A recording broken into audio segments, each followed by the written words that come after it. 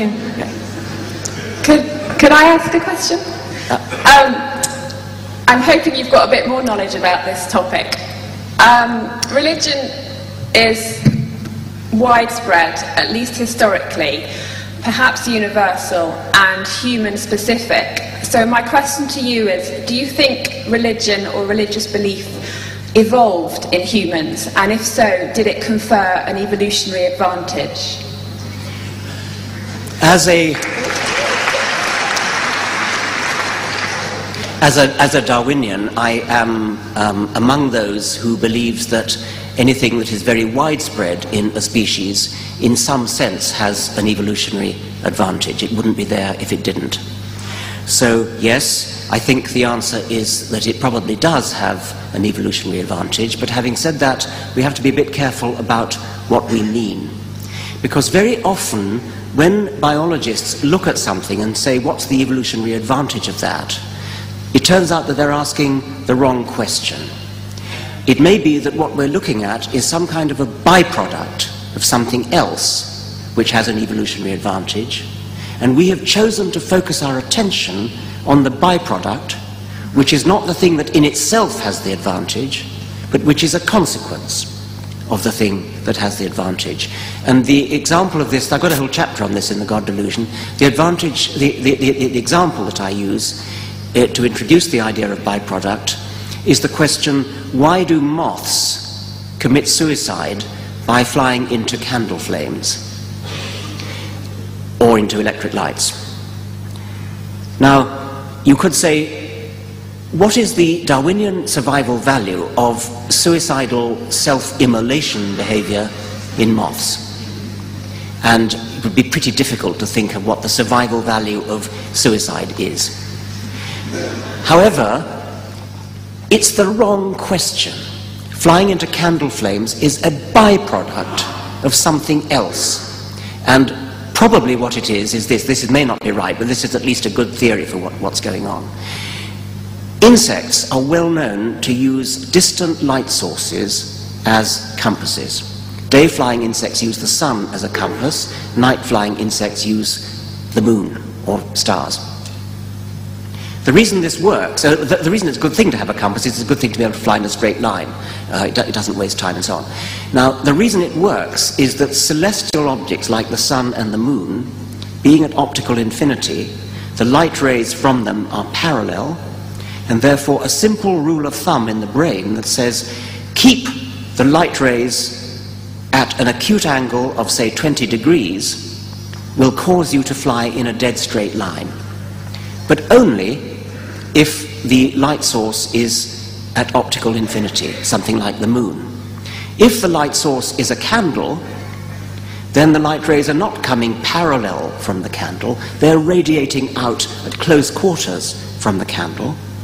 The rule of thumb, keep the light rays at an angle of 20 degrees to your flight, will cause you to fly in a logarithmic spiral into the candle flame. So these moths are not committing suicide. They're doing a piece of behavior which would be sensible for all the millions of years that were there, when the only lights you ever saw at night were celestial objects at optical infinity. Now, I think that that's what religion is like. I think that religion is a byproduct of probably several psychological predispositions which in themselves have Darwinian survival value, but which have consequences parallel to the consequence of the moth flying to the candle flames, have consequences which probably don't have survival value.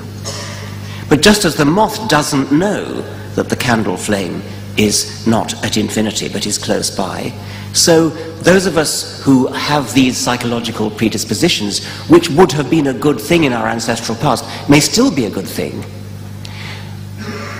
The consequence of leading to religious behavior, which may not be a good thing, doesn't occur to us. I mean, the kind of thing I'm thinking about is a tendency to obey authority in a child.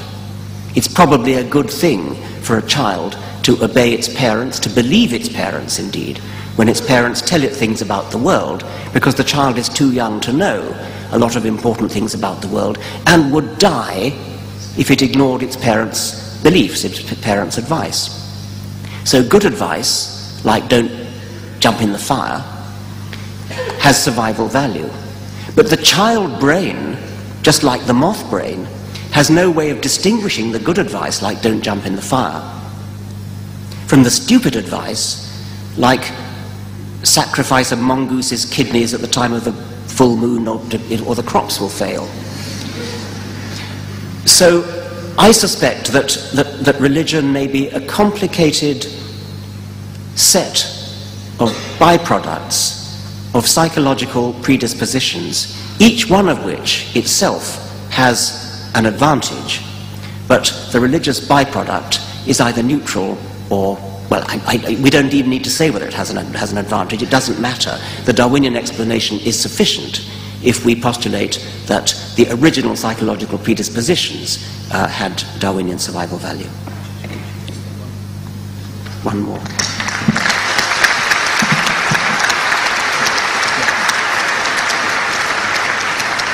I'd like to ask a slightly less theological question, if that's okay. What question? A slightly less theological question. In 2004, I think it was, you made the documentary The Root of All Evil, which was on Channel 4, and in it you interviewed Pastor Ted Haggard, I think his name is. Were you surprised recently by his recent dismissal from the church and the revelations around it? Well, when I interviewed Pastor Ted Haggard for this film, badly miscalled Root of All Evil, by the way, that was not my choice and I fought against it. Ted Haggard, I interviewed him. I didn't like him very much.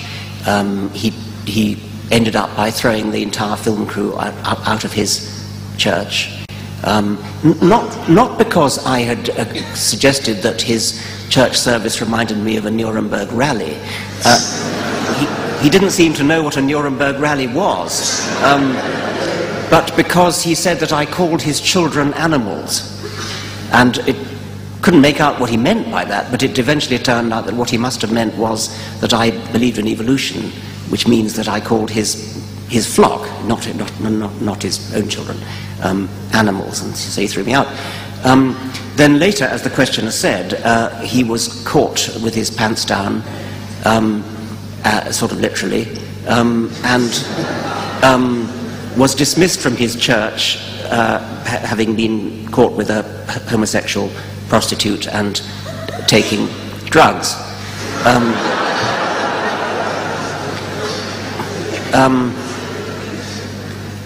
I mean, that seems to me to be really irrelevant to anything. He seems to me he's perfectly entitled to his own private life without my gloating over his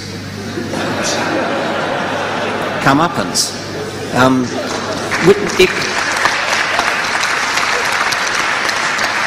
Except insofar as there's an element of hypocrisy in the fact that as a Christian pastor he would routinely condemn other people for homosexual activities, which is not a thing that I would wish to see done. Well, Richard's been talking to us now for an hour and a half, and I think that we should let him have a bit of a break.